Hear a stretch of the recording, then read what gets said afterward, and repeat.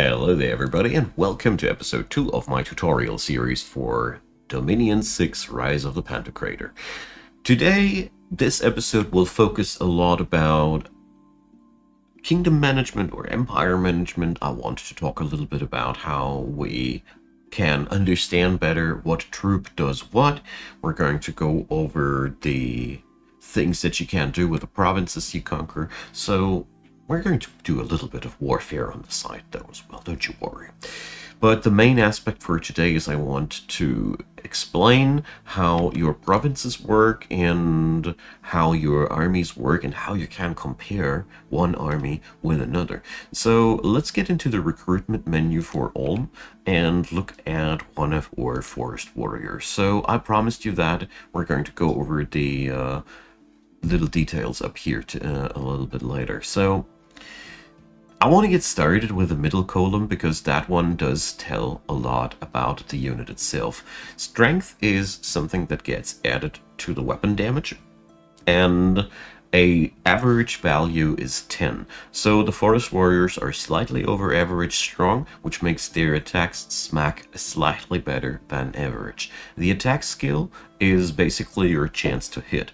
It will be directly compared with the enemy's defense skill, and as you see here, there is sometimes we have an attack skill of 10 and the axe retains an attack value of 10. That is because it has a length of 1.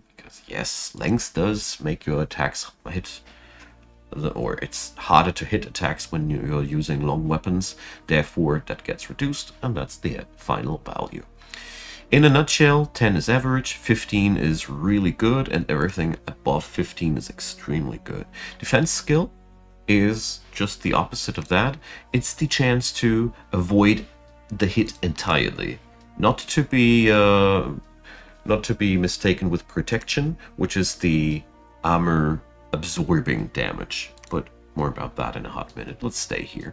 So what's really important to note is that your defense skill is something that, how to put it, if somebody attacks you 3 times in the same turn, he will overpummel your defense skill because he will have a total of 30 attack points versus your defense skill of 8. If you don't have anything like a shield or a spell adding in more points into your defense skill, that's how you can overcome a defense skill quite easily, with just a flurry of fast blows in one turn. That's how you beat defense. Protection is something that is being beaten by a high amount of flat damage. Now, precision is only coming into play if somebody has a ranged weapon. It also influences patrols, but that's another day's topic. If your unit doesn't have a ranged attack, you can totally forget about precision whatsoever because it doesn't play any role in your bigger picture. Here we have the throwing axes, so the precision does play a role, and we see here the throwing axes have a relatively low attack value because they have an innate low precision of -4, and we have a base value of 10, and you should already by now, or could already have noticed that the values here are always the base values in combination with special abilities and the stats of the weapon. So these are finalized values that you see here as far as I know. Now, this already gives us a readout about the probabilities of somebody to hit, them getting hit, and their chance to smack the enemy quite hard. The HP, well, that goes without saying. That's the amount of hits they can take before they die. And you can see here already with 13 HP on that Forest Warrior, an axe hitting for a 20 damage is quite a lot. When it comes down to protection, you have to pay attention to the fact that this is a body part system. So if you get hit somewhere where you're not armored, this is quite a problematic thing. So we have armor for head and body, and that's just that. So the protection value gets subtracted from the attacker's strength and weapon damage. So that means the more protection you have, the harder it is to kill off the dudes that you're wearing. But for example, without the iron cap, a hit to the head would have no damage reduction from the protection whatsoever. We also got magic resistance, which is going mainly against things that you could consider as a hex, something that changes your unit, that charms them, that morphs them, whatever, but not the spell that inflicts damage by smacking them with a fiery projectile in the face. A fairy projectile in the face you can defend off with defense, and it will be influenced by precision. The spell itself, I mean. Moral is just how much it takes for them to flee from battle. We've seen in the last episode that the enemy's moral got broken after a while. That was because it suffered from too many people dying around them. We got combat speed, which is a pretty interesting thing, as this defines how fast you move, and it also defines how much time you need to fulfill an attack. Maybe I understood this wrong, though. Please correct me wherever I stand wrong, because I really do my best combining these informations out of the manual and all into one tutorial, but I don't deem myself an expert in this game at all, by all means. Okay, so now we have a better understanding of these things. We also have a size that is really important to note. The more size you have, the more people, the more room they take on the battlefield. This also means the larger the unit, the easier it is to encircle it with several units and pummel its defense value down. So size is not necessarily always an advantage. Okay, when we go over to the commanders, we see a couple of things more. So let's take a look at our shaman. Unlike the baseline troops, we have slots for equipment. So this is the first and most important difference between a commander and a regular troop. And also, they offer a couple of things that the baseline troops don't have. Leadership, that is a value, how many troops that commander can lead with himself. That means a shaman can have 10 soldiers following him, not more. They aren't made for leadership, they're here for spellcasting.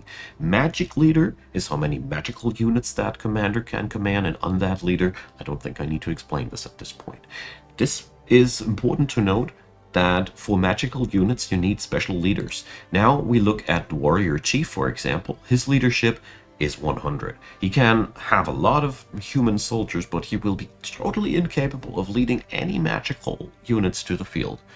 This is important to note, because you want to compose your army as varied as possible. Here also the warrior chief is gearable, which makes him a unit that you can just super gear out at some point later. We're going to explain that, how it works in detail. But if we look at all this, this guy behaves just like the regular troops, but if you see here, attack and defense are way above the average. He's also wielding a great sword with a extra bonus to attack. Obviously, this thing is even better, and maybe I was wrong about the length. I think the length is only a penalty while dual wielding. Yes, that's it. That's why the D length here isn't doing any influence. I already mentioned that this game is a little bit complex, but it's a lot of fun, and it's all logical. Now, I want to cover as the last point here how this armor system works in terms of defense and encumbrance, because we haven't touched fatigue yet. I left that for the last point here because it's a little bit special. It's one system that I don't see in many games. So, fatigue is just the value. You start with 0, and every point of encumbrance adds as much fatigue per turn. So that means when you hit 100, you fall off down to the ground unconscious. I don't know how much fatigue somebody regenerates naturally in the battle. I'm not aware of the exact details, but we don't need to. It is enough to note that a heavily armored unit will suffer from fatigue after some point. So basically, you can outwear your enemy with units that outlast that fatigue. Spellcasting causes fatigue and many other things, but just wanted to mention encumbrance is fatigue creation. It's also worth noting that the armor sometimes lowers your global defense skill, so that is also something which is pretty easily understandable. Heavy armor lowers your chance to defend, and parry is only true for shields. Let's pick up our shield maiden, and here we see that we here have a chance to parry. So we have basically with the shields another chance to block something. An attack that would hit the target's normal defense value, but miss if the target added the parry value to its defense with a hit shield. So that means something that would hit or would go through our regular defense can be blocked by a shield if that shield value is a little bit higher.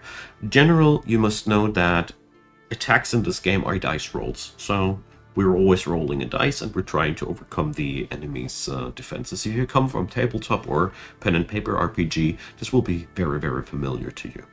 I also want to note here that damage types also do matter. We have here piercing damage, slashing damage. Some units feature special armors against certain things.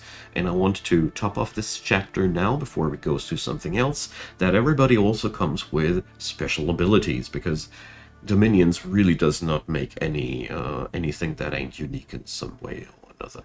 So, for example, our friends here are ambidextrous, so they can use that dual wielding technique much better than other people. This is a innate bonus from Ulm.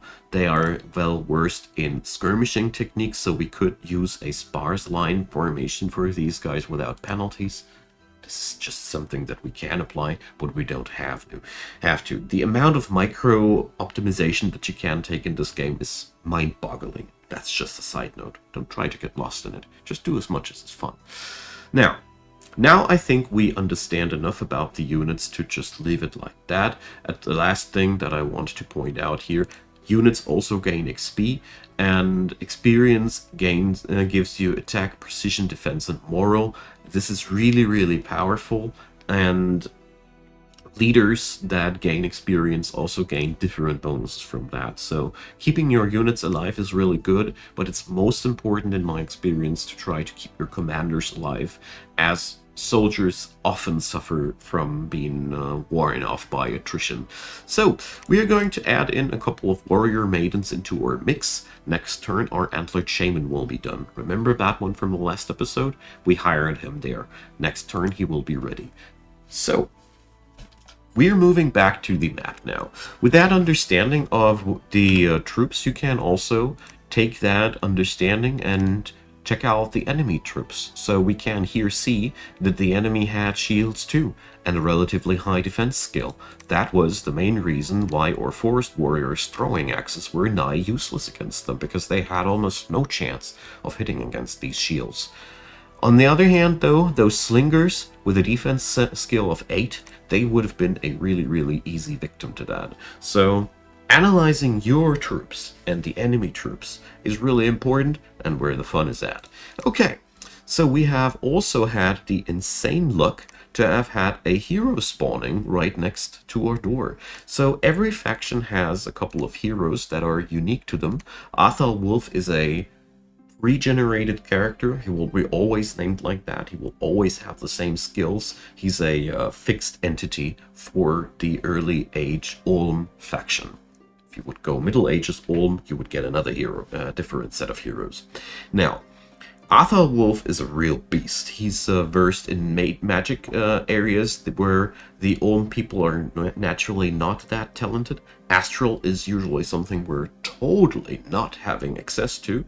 He's also a really good researcher. His combat skill ain't that good. He's already an old man, so you see, old age can also be an influence to your units. So he's best fit for a battlefield background mage, or we could also put him into the city as a really strong researcher. For starters, we're going to put Athal Wolf to exactly that job. So we select him, press space, and send him researching. Or, well, now we're going to do something else with him this time. I just realized that we can't search for magic sites while we're at it. So here goes the next thing. I promised you something about provinces. Here we go. So Athal Wolf will not only be moving over there, we're also going to use him as a little unit taxi to move a couple of troops over there. You see, he can only transport 10 people. He would be a leader for 100 undead units and 60 magic units, so we might use that later. But we can use him to transport some troops over to White Peaks. Now, let's move over to the provinces. Provinces have population, income, resources, buildings, and dominion. We move over to the White Peaks because that is a good thing to compare. So you see, the White Peaks have way less population, and they also yield way less income. There is a strong connection between the amount of population and the amount of income. That's very directly said. Also, you see the resources are not as ubiquitous here as they are over there. Same goes for pretty much every resource. So, supplies. I want to explain that real quick. Troops need supplies. Every troop roughly needs one supply. So White Peaks could supply roughly 400 soldiers permanently. You could support at Ulm 1,100 soldiers of normal size. This is really important, as if you would cram in more people than supply usage is there, they would start to starve, and you can't keep your army somewhere where the supplies are not there. Really important to have that in your corner, in your mind. So unrest is something that we also have to deal with. We just conquered these guys, so they're not happy with it. And if you don't have any defenses stationed, the unrest is a little bit difficult to kick down, depending on your god. Some gods spread turmoil, some spread order. You get the idea. When you go into this screen, just to show you here, you can click the line defense, or you can just press D. You can invest money into the province's defense. So we're going to go and invest something like that, and you see the unrest reduction starts happening after a while, and these dudes will also be always present if somebody tries to overtake our province here without us needing to do anything else. So that's a really bright thing there. Okay. While we're at White Peaks, we can now check out their recruitment system. So here at White Peaks, we can recruit a warrior chief. That is because we got, I think the mountains are triggering that. Usually, for most factions, the rule of thumb is, if you have just conquered a province and you haven't built anything there, you can only recruit baseline troops. Ulm people are special. They can recruit their mountain troops on mountainous areas and their forest troops on forest areas, and they are also allowed to recruit their special faction leaders also in these environments, which is a brilliant advantage and makes so much of the early game power of that faction.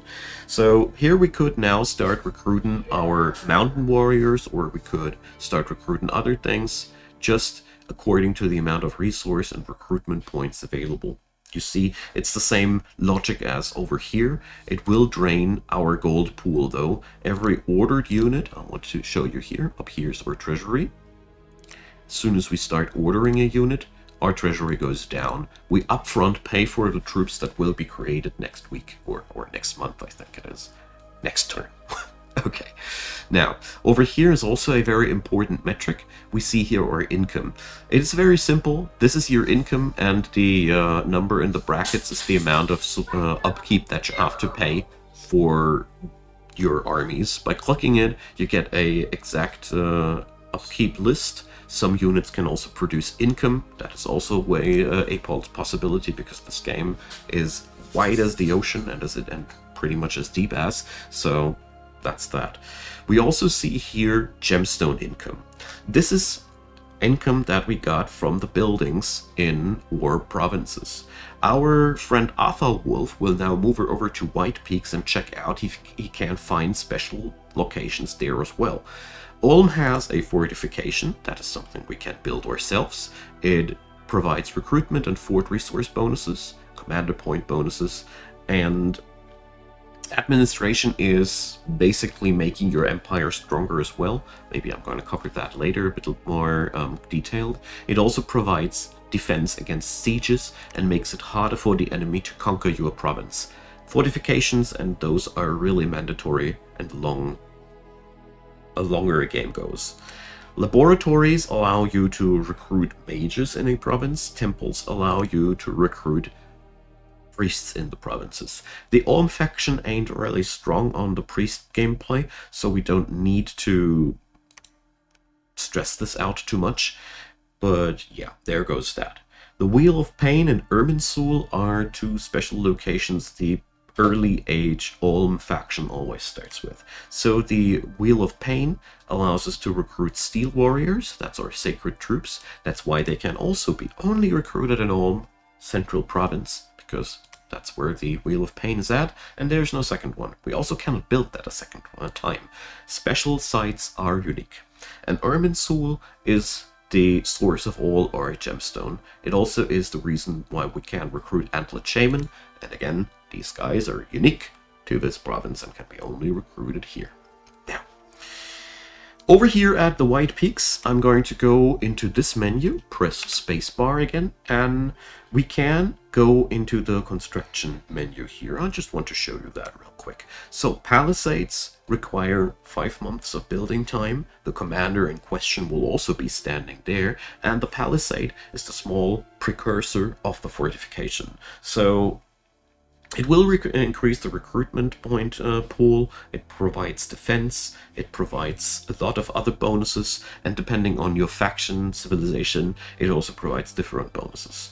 Also, we cannot build a lab here because we don't have a mage here, so labs can only be built by mages. Same logic applies to temples. We can build that though, because our friend here is a priest, and I just clicked it too fast here. Whoop. Let's do that a little different. So I'm holding left control again to unselect this guy, so I unattach these. So let's select our dude here, so he can build a lab, because he counts as a mage for the sake of the game. That's just important, so we could build both things here. But we won't for now. We're rather checking out now the unique parts of the White Peaks. So the White Peaks come with the Great Silver Mine. This is a special location that is already known to us. Our friend Athal Wolf will move over there, and I'll show it to you here. He'll go and search for magic sites there. This is how you can discover new areas like these. I also just decided that we're going to procrastinate the next turn a little bit. Out of one simple reason, we have 48 troops here, the enemy sports 60, and we have a unit taxi on our way, just like that, providing us with extra troops, so we're stalling it for one turn. Experienced players would be rushing through this and would be trying to conquer one province per turn at least. This is, by the way, a good sign of success for you in the very first few turns. If you manage to conquer a province each turn, you're doing well, roughly. But we're taking it slow because we're here in the tutorial mode. In Ulm itself, we're recruiting these guys continuously, because we want to have a stronger army, and as you see here, the disparity between income and unit upkeep ain't too high. We can totally afford that, so that is pretty good. But we go over here to the White Peaks, and we still have a bit of resources and recruitment points to spend, so I feel like picking up a couple of mountain warriors here. We could also go for something else here, whatever mixture you desire. In general, resources, by the way, reflect how well equipped a troop is, and recruitment points are just the raw manpower behind it. So a well-equipped troop does require, or I should say, training. Yeah, that's the better metric. Recruitment points reflect training. So low units require, or slingers that are ill-equipped and ill-trained, they require low amounts of resource because low equipment, and low amounts of recruitment points because low training. Whereas elite units, like the mountain warriors, require much more of everything. Just so you get a picture about these things. Now, I'm not going to go and repeat recruitment for now. I keep the warrior chief in here for later, because I want to build fortifications here, but I don't want to bind my expansionary army. We're now going to send our friend Lopt to search for a magic site for us. And we're going to call this turn a day. Alright. So our AI enemies have proclaimed their prophets. That is just a normal thing for them to do. They usually do that once in a while. After a while, always. And we have sometimes events happening. So White Peaks are just holding us down because of heavy rain. And Lopt didn't find anything. So here's the fun part about that system. Buildings and sites. We see here now level 2 Air Mage has searched, level 3 Earth Mage has searched, a level 3 Nature Mage has searched. Athal Wolf sports different schools. Magic sites have to be found by somebody who's vibing with that sort of magic. So every location has a different trigger and a different amount of skill necessary. So Athal will be here and searching for magic sites as well. You can also go on automatic here, then they will automatically check out where a province is, where they could have a chance of success. It's amazing. It's a really, really cool system. I like it a lot. This has been implemented with the newest version of Dominions. So we're adding in the reinforcements that Athal Wolf brought us alongside with these guys, and we're now set for new shenanigans. So couple up Argive and send them down to Sitala to conquer that place.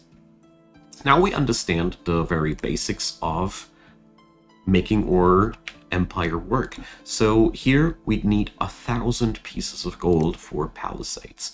At this point, you already need to start considering what kind of spending you want to do. We're not going to recruit another antlered shaman here, so I have that investment off my wallet, but I'm going to keep recruiting warrior smiths at this point. Warrior smiths are really good at researching, and they always come with different magic paths. At the beginning now, I'm cranking these guys out mostly to get myself a couple of researchers into my capital, because I want to learn the magic schools more. Magic and all those things we're going to cover in the next episodes. There's not that much time left for this episode. I don't want to open that can of worms. It's reserved for another day. Okay, so the commander we trained here in the White Peaks will now serve us in the future as somebody who can transport troops to our front line. We can now decide what kind of troops we want to train. We could also go for another scout to go spying on our neighboring provinces. I am quite uncreative for starters and keep things very simple. We're just going to rack up more mountain warriors here. Mountain warriors' special quality, by the way, is that they are dual wielders with relatively high average damage. They excel at beating heavily armored enemies because their damage is high enough to pierce through heavy armor reliably, whereas the forest warriors of ours are excelling at skirmishing, and, well, they also have a pretty high damage, but their real standalone thing is that they have that sweet alpha strike for light armored targets. So forest warriors pierce through light armored targets, but also offer a decent damage against heavy armored targets. That's why your early game with Ulm is so easy. Now then, we have all that settled down, and one basic rule of behavior for this game is before you end the turn, check all your provinces if everything is just to your liking, if your recruitment table looks like it should look like, if your commands are where they should be at, if everybody that you have newly recruited is served. And here we see our new antlered shaman. I kind of like forgot about him, so we can use this guy again as a unit taxi. And unlike the other guys, the antlered shaman is well capable of transporting a lot of troop. He's also, oh yeah, I didn't mention that yet. There's also a maximum of amount of squads that somebody can lead. So if we over-exceed that by doing this, we're creating minus moral for our people. So just as a side note. So that guy will be leading behind the troops, and he will be transporting troops to our Doomstack. Magenfred will now travel to White Peaks. We'll pick up the recruits from there, and as soon as my main troop stack here cannot conquer anymore, needs to rest up for a turn, he will come and serve them up some nice reinforcements. And down here we already see our first AI enemy. Pelagia has taken that. Pelagia is a underwater nation. We cannot really interact with these provinces at all because we don't have any aquatic troops. That's just what it is. Now, let's end that turn and end the episode with an epic battle that shows us, hopefully, that our preparations on Sitala were working well. So, there we go. We have our troops, we get the preparational spells down, And we see here, militia. These guys are just such pushovers, but they got shields, so they will withstand our axe throwers quite well. Heavy infantry, shields too. So we're not gonna alpha strike them down as hard as we could. The archers exchanged their pleasantries, so... Well, let's turn this back on. I really dislike it without. So the archers go down here on the militia with some damage, and the axes smack in there with a couple of hits. There we go. And you see here the heavy infantry is trying to get past us here. That is a formation issue that we have. And the heavy infantry here is getting dangerously close to our archers. This type of analysis can show you what kind of weaknesses there are in your setup. I'm going to show you after this fight what we can do against that. So this is one of the reasons why there's now people dying, and we could have avoided that. These guys flanked us. This is a trick that we could have done from the beginning. We could have also defended us against that a tad bit better, but I want to include a couple of beginner's mistakes, so it's not as overwhelming as it could be. So we're meanwhile being still pelted all the way by the enemy archers, so that fight didn't really go as optimal as it could have gone. So the disruption of our archers here was a big problem. We could have also configured our archers to attack the enemy archers. There's a lot of things that could have gone differently here. So let's check the readout here. So we lost 13 units, we killed 39 units. So I think the combat optimizations, checking the clock of the episode, I'll put that into the beginning of the next episode, because I don't want to cram valuable information into the very, very last chapter of this video. Alright, thanks for watching everybody, we'll leave it right there. Sitala was a bloody battle that could have gone better. Next episode, I'll show you what we have done wrong. Feel free to leave comments, leave me a thumbs up if you enjoyed, and consider subscribing. There is also the description box down below leading to the playlist for this tutorial series, to my Discord server where you can hang out with like-minded gamers, among these of course me, and my Twitch channel where I do stream every Sunday evening in the Middle European time zone. I hope you enjoyed that one. Check out also Patreon, PayPal, and Buy Me a Coffee. Big thanks to all the supporters of the channel. I deeply appreciate your guys' help, and of course, as usual, big thanks to you watching this video until the very end. Means a terrible lot to me, and I hope you're coming on back for the next episode there as well. Have a good one until then, and see you soon. Bye bye.